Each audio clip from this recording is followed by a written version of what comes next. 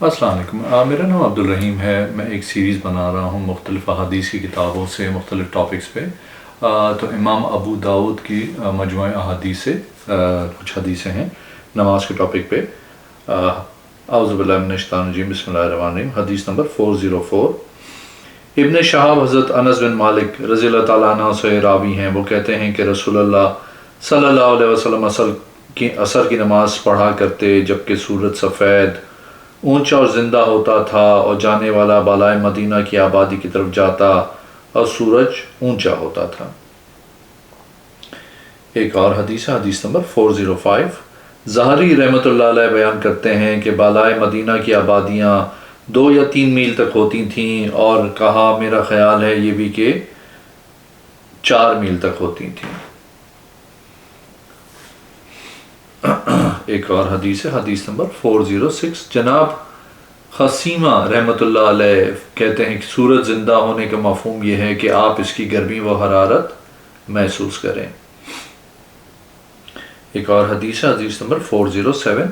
جناب عمر نے کہا مجھ سے سیدہ عائشہ رضی اللہ تعالیٰ عنہا نے بیان کیا کہ رسول اللہ صلی اللہ علیہ وسلم عصر کی نماز پڑھتے تو دھوپ ان کے حجرے میں ہوتی اور دیوار پہ نہ چڑھی ہوئی ہوتی۔ ایک اور حدیث ہے، حدیث نمبر 409۔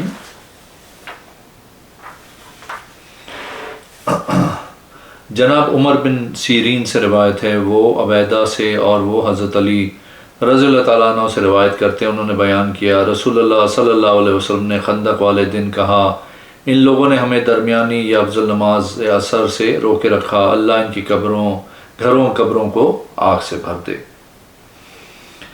ایک اور حدیث ہے، حدیث نمبر 410۔ جناب ابو یونس حضرت عائشہ رضی اللہ تعالیٰ عنہ کے آزاد کردہ غلام بیان کرتے ہیں کہ مجھے حضرت عائشہ رضی اللہ تعالیٰ عنہ نے حکم دیا کہ انہیں قرآن مجید لکھ دوں، اور فرمایا جب تم آیت کریمہ حافظوا علی الصلاۃ والصلاۃ الوسطیٰ پہ پہنچو تو مجھے بتلانا۔ چنانچہ جب میں اس آیت کریمہ پہ پہنچا تو انہیں خبر دی، تو انہوں نے مجھے یہ آیت اس طرح لکھوائی، حافظوا علی الصلاۃ والصلاۃ الوسطیٰ وصلاۃ العصر وقوموا للہ قانتین، نمازوں کی پابندی کرو اور درمیانی نماز یعنی افضل نماز عصر کی اور اللہ کے لیے بادب ہو کر کھڑے ہو جاؤ۔ ایک اور حدیث نمبر 411۔ حضرت عمر بن زبیر سے روایت ہے کہ وہ حضرت زید بن ثابت رضی اللہ تعالیٰ عنہ سے بیان کرتے ہیں کہ رسول اللہ صلی اللہ علیہ وسلم ظہر کی نماز دوپہر کے وقت پڑھا کرتے اور اصحاب رسول کے لیے اس نماز سے بڑھ کر کوئی نماز سخت نہ ہوتی تھی، چنانچہ یہ آیت نازل ہوئی، حافظوا علی الصلاۃ والصلاۃ الوسطیٰ، نمازوں کی پابندی کرو درمیانی نماز کی۔ زید بن ثابت نے کہا اس سے پہلے 2 نمازیں ہیں یعنی عشاء اور فجر رات کی، اور اس کے بعد بھی 2 نمازیں ہیں یعنی عصر اور مغرب دن کی۔ ایک اور حدیث ہے، حدیث نمبر 412۔ حضرت ابو ہریرہ رضی اللہ تعالیٰ عنہ کا بیان ہے رسول اللہ صلی اللہ علیہ وسلم نے فرمائے جس نے سورج غروب ہونے سے پہلے عصر کی 1 رکعت پا لی اس نے نماز پا لی، اور جس نے سورج طلوع ہونے سے پہلے فجر کی 1 رکعت پا لی اس نے نماز پا لی۔ ایک اور حدیث ہے، حدیث نمبر 413۔ جناب علا بن عبد الرحمن بیان کرتے ہیں کہ ہم نماز ظہر کے بعد حضرت انس رضی اللہ تعالیٰ عنہ کے ہاں گئے تو وہ اٹھ کے نماز عصر پڑھنے لگے۔ جب وہ نماز سے فارغ ہوئے تو ہم نے ان کے نماز عصر جلدی پڑھنے کا ذکر کیا، یا خود انہوں نے ذکر کیا تو کہا میں نے رسول اللہ صلی اللہ علیہ وسلم کو سنا ہے فرماتے تھے یہ منافقوں کی نماز ہے، یہ منافقوں کی نماز ہے، یہ منافقوں کی نماز ہے کہ ان میں سے ایک بیٹھا رہتا ہے حتیٰ کہ جب سورج زرد ہو جاتا ہے اور شیطان کے 2 سینگوں کے درمیان اس کے سینگوں کے اوپر ہوتا ہے تو اٹھ کے 4 ڈھونگے مارتا ہے اور اللہ کا ذکر اس میں بس برائے نام ہی کرتا ہے۔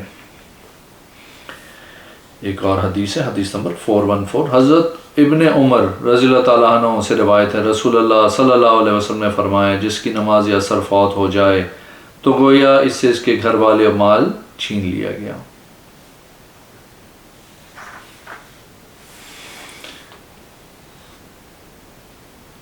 ایک اور حدیث ہے، حدیث نمبر 416، جناب ثابت بنانی نے حضرت انس بن مالک رضی اللہ تعالیٰ عنہ سے روایت کی، وہ بیان کرتے ہیں مغرب کی نماز نبی کریم صلی اللہ علیہ وسلم کے ساتھ پڑھتے تھے، پھر تیر پھینکتے تو ہم میں سے ایک اس کے گرنے کی جگہ کو دیکھ رہا ہوتا تھا۔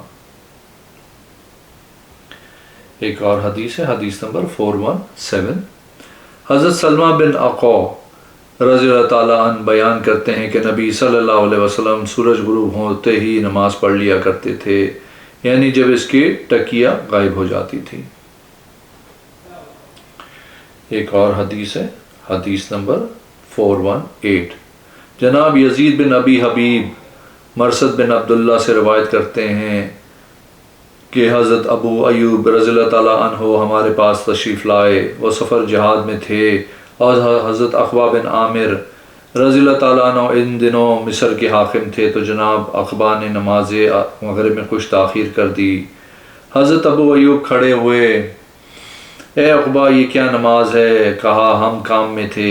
کہا کیا آپ نے نہیں سنا رسول اللہ صلی اللہ علیہ وسلم نے فرمایا میری امت اس وقت تک خیر میں رہے گی، یا فرمایا فطرت پہ رہے گی جب تک کہ مغرب کو مؤخر نہ کر دے کہ ستارے نکل آئیں۔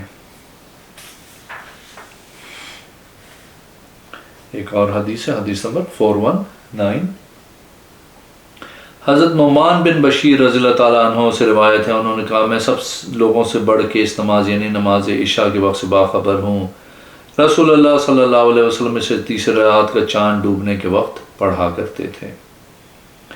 ایک اور حدیث ہے، حدیث نمبر 420، حضرت عبداللہ بن عمر رضی اللہ تعالیٰ عنہ سے روایت ہے، وہ بیان کرتے ہیں کہ ایک رات ہم نماز عشاء کے لیے رسول اللہ صلی اللہ علیہ وسلم کا انتظار کرتے رہے، آپ صلی اللہ علیہ وسلم اس وقت تشریف لائے جب رات کا تہائی حصہ گزر چکا تھا، یا اس سے بھی زیادہ، نامعلوم آپ کس کام میں مشغول ہو گئے تھے یا کوئی اور بات تھی۔ آپ صلی اللہ علیہ وسلم تشریف لائے تو فرمایا کیا تم اس نماز کا انتظار کر رہے ہو؟ اگر میری امت پہ گرا نہ ہوتا تو میں ان کو یہ نماز اسی وقت پڑھا تھا۔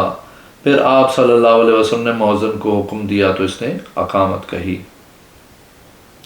ایک اور حدیث ہے، حدیث نمبر 421، حضرت عاصم بن حمید سکونی سے روایت ہے، انہوں نے حضرت معاذ بن جبل رضی اللہ تعالیٰ عنہ سے سنا، وہ بیان کرتے ہیں ایک بار ہم نبی صلی اللہ علیہ وسلم کا نماز عشاء کے لیے انتظار کرتے رہے، مگر آپ صلی اللہ علیہ وسلم نے تاخیر کر دی، حتیٰ کہ بعض نے یہ گمان کیا کہ شاید آپ صلی اللہ علیہ وسلم نہیں آئیں گے، اور کچھ کہنے لگے کہ آپ صلی اللہ علیہ وسلم نے نماز پڑھ لی ہے۔ بہرحال ہم اسی حالت میں تھے کہ آپ صلی اللہ علیہ وسلم تشریف لائے، تو صحابہ کرام رضی اللہ تعالیٰ عنہ نے آپ صلی اللہ علیہ وسلم سے وہی کچھ کہا جو پہلے کہہ رہے تھے۔ آپ صلی اللہ علیہ وسلم نے فرمایا اس نماز کو خوب اندھیرے میں پڑھو، بلا شبہ تمہیں تمام امتوں پر اس کے ذریعے سے فضیلت دی گئی ہے، اور تم سے پہلے کسی امت نے یہ نماز نہیں پڑھی۔ ایک اور حدیث ہے 422، حضرت ابو سعید خدری رضی اللہ تعالیٰ عنہ سے روایت ہے کہ ایک بار ہم رسول اللہ صلی اللہ علیہ وسلم کے ساتھ عشاء کی نماز پڑھنا چاہی، مگر اس روز آپ صلی اللہ علیہ وسلم تشریف نہ لائے، حتیٰ کہ تقریباً آدھی رات گزری۔ آخر جب آپ صلی اللہ علیہ وسلم آئے تو فرمایا اپنی اپنی جگہوں پہ بیٹھے رہو، تو ہم اپنی اپنی جگہوں پہ بیٹھے رہے۔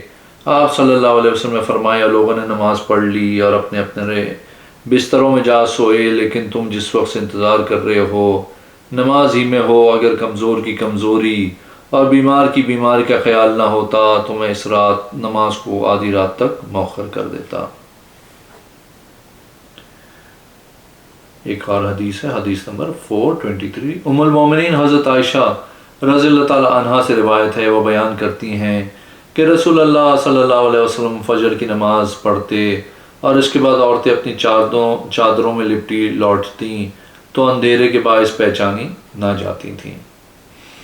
ایک اور حدیث ہے، حدیث نمبر 424، جناب محمود بن لبید حضرت رافع بن خدیج رضی اللہ تعالیٰ عنہ سے راوی ہیں، وہ کہتے ہیں رسول اللہ صلی اللہ علیہ وسلم نے فرمایا صبح طلوع ہونے پر ہی صبح کی نماز پڑھا کرو، بلا شبہ یہ تمہارے لیے بہت زیادہ ثواب کا باعث ہے۔ ایک اور حدیث ہے، حدیث نمبر 426، قاسم بن غنام اپنی ایک ماں سے بیان کرتے ہیں، وہ حضرت ام فروہ رضی اللہ تعالیٰ عنہ انہا سے روایت کرتی ہیں، وہ کہتی تھیں کہ رسول اللہ صلی اللہ علیہ وسلم نے سوال کیا گیا اعمال میں سے کون سا عمل افضل ہے؟ آپ صلی اللہ علیہ وسلم نے فرمایا نماز اول وقت میں ادا کرنا۔ ایک اور حدیث ہے، حدیث نمبر 428، جناب عبداللہ بن فضل اپنے والد سے راوی ہیں، وہ کہتے ہیں رسول اللہ صلی اللہ علیہ وسلم نے مجھے سکھایا، اور جو سکھایا ان میں سے یہ بات بھی تھی 5 نمازوں کی پابندی کرنا۔ میں نے عرض کیا مجھے ان اوقات میں کام ہوتے ہیں، تو آپ مجھے کوئی جامع بات ارشاد فرمائیں جس پہ عمل میرے لیے کافی ہو۔ آپ صلی اللہ علیہ وسلم نے فرمایا عصرین کی پابندی کرنا۔ یہ لفظ ہماری زبان میں مستعمل نہ تھا۔ میں نے کہا عصرین سے کیا مراد ہے؟ آپ صلی اللہ علیہ وسلم نے فرمایا سورج کے طلوع اور غروب ہونے سے پہلے کی نمازیں۔ ایک اور حدیث ہے، حدیث نمبر 427، جناب ابو بکر بن عمارہ بن روبیہ اپنے والد سے روایت کرتے ہیں کہ اہل بصرہ کہ کسی شخص نے ان سے کہا کہ آپ نے رسول اللہ صلی اللہ علیہ وسلم سے جو کچھ سنا اس میں سے کچھ مجھے بھی بیان فرمائیں۔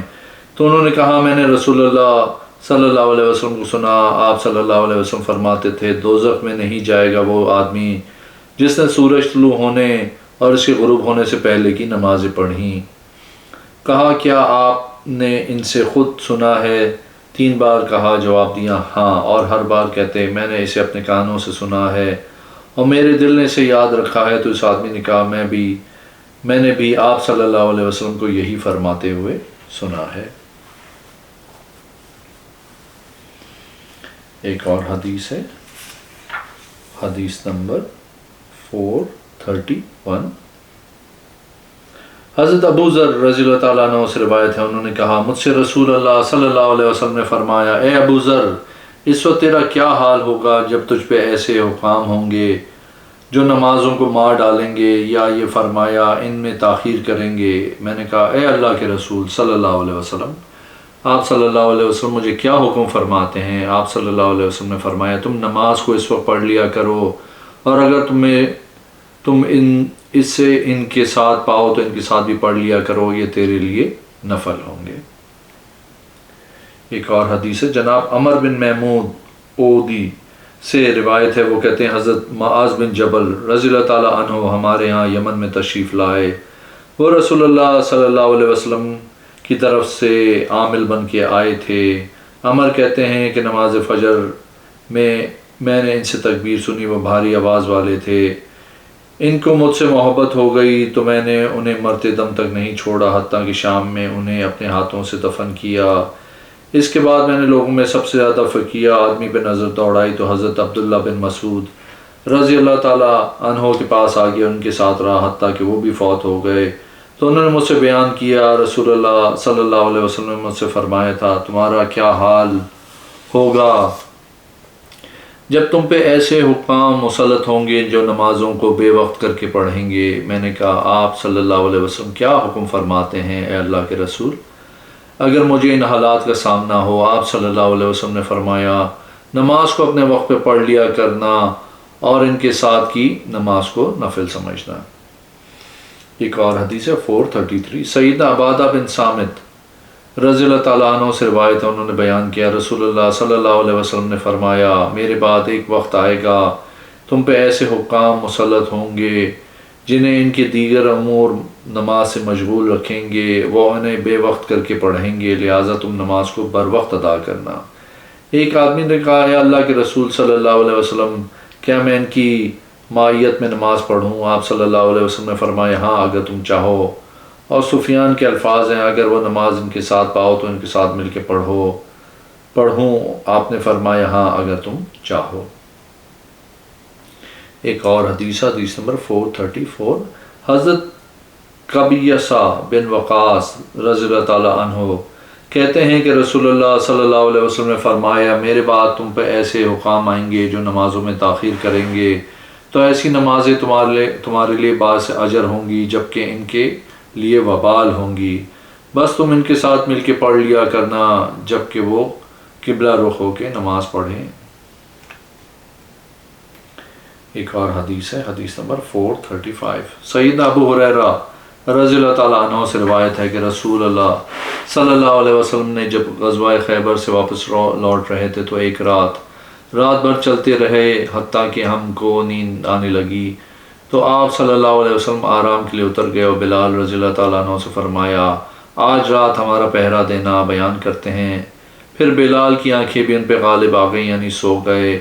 وہ اپنے اونٹ سے ٹیک لگائے ہوئے تھے، چنانچہ نبی صلی اللہ علیہ وسلم جاگے، نہ بلال نہ اور کوئی صحابی، حتیٰ کہ جب انہیں دھوپ لگی تو رسول اللہ صلی اللہ علیہ وسلم سب سے پہلے جاگنے والے تھے۔ آپ گھبرائے، فرمایا اے بلال۔ انہوں نے کہا اے اللہ کے رسول، مجھے بھی اسی چیز نے پکڑ لیا تھا جس نے آپ صلی اللہ علیہ وسلم کو پکڑا، میرے ماں باپ آپ صلی اللہ علیہ وسلم پہ قربان۔ پھر نبی علیہ السلام و صحابہ رضی اللہ تعالیٰ عنہ وہاں سے چل دیے اور کچھ دور جا کے اترے۔ تب آپ صلی اللہ علیہ وسلم نے وضو کیا، بلال کو حکم دیا تو انہوں نے نماز کے لیے اقامت کہی اور آپ صلی اللہ علیہ وسلم نے انہیں فجر کی نماز پڑھائی۔ آپ صلی اللہ علیہ وسلم نماز سے فارغ ہوئے تو فرمایا جو شخص نماز کو بھول جائے تو جب یاد آئے اسی وقت پڑھ لیا کرے، بے شک اللہ تعالیٰ نے فرمایا اقم الصلاۃ للذکر، نماز قائم کرو جب تمہیں یاد آ جائے۔